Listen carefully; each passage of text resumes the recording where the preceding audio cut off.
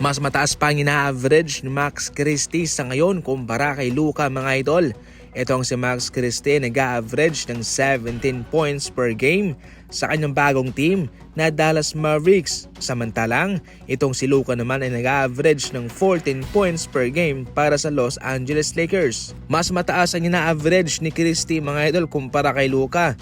Ito lang ba'y nangangahulugan na mas magaling pa itong si Christie kumpara kay Luka? Well, eto kasi yan. Itong si Luka kasi ay big time yung kanyang pag-a-adjust para sa Los Angeles Lakers. Kahit na mayroong advice si LeBron na huwag kang mag-adjust sa amin Luka.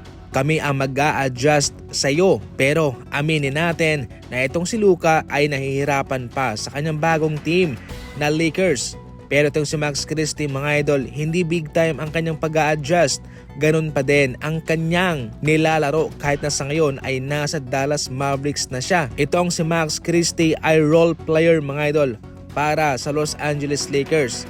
Noong nawala si D'Angelo Russell, siya mismo ang inilagay sa starting lineup. Kaya sa ngayon sa Dallas Mavericks ay isa itong maganda at panibagong oportunidad para sa kanya. Kaya hindi nahihirapan itong si Max Christie mga idol, patuloy pa rin ang kanyang magandang performance. Para sa inyo mga idol, ano ang komento ninyo na 17 points si Max Christie samantalang si Luka ay 14 points? I-comment lang yan. Tapos na ang trade deadline, kaya sa ngayon maghihintay na lamang itong Miami Heat at ang Dallas Mavericks pati ang Rockets kay Kevin Durant pagkatapos ng season na ito. Kinumpirma mismo ni Brian Windhorst mga idol na ang Suns ay iti-trade itong si KD pagkatapos ng season na ito. Sa ating unang video ay ating naibalita na itong Rockets ang interesado kay Kevin Durant na makuha siya, kung saan napakaganda ng kanilang flexibility sa pinansyal.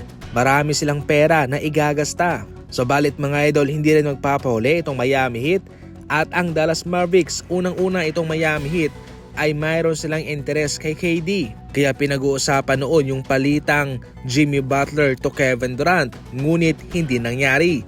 Samantalang itong Dallas Mavericks naman ay mayroong pinaplano na kunin si Kevin Durant, ngunit nahirapan din sila. Kaya sa ngayon mga idol, ang Miami Heat at ang Dallas Mavericks kasama yung Rockets ay magkakaroon ng final one push para makuha siya. Hindi rin naman maganda sa ngayon ang tinatakbo ng Phoenix Suns mga idol, kung saan sina Bradley Beal at Devin Booker ay nagkakaroon ng injury. Hindi ito maganda para kay KD mga idol. Eto na ang magiging tapatan sa All-Star Game mga idol. Babanggain ng mga batang star player ni Kenny G. Smith itong mga global star ni Shaquille O'Neal. Babanggain ni na Brunson, Cunningham, Edwards, Garland, Hero ang kagrupo ni na Shai, Jokic, Mitchell, Sengun, Siakam, Towns, Wembanyama. Samantalang yung grupo ni Shaquille O'Neal na sina Brown, Curry, Durant, Harden, Irving ang grupo ng mga rising star. Basic lamang to mga idol sa grupo ni Shaquille O'Neal kung sino ang mag-a-advance sa rising star at kung sino ang mananalo dito sa apat na ito mga idol ay maghaharap para sa All-Star Championship. Ito sa ngayon ang panibagong format mga idol ng All-Star Game na kanilang susubukan kung kanila bang mapapataas yung viewership ng All-Star Game sa taong ito. At yan mismo ang ating abangan. Para sa mga balitang walang kuskus balungos, tumutok lang palagi. Mag-subscribe, i-follow ang ating Facebook page sa FB. And as always, maraming salamat po sa panonood.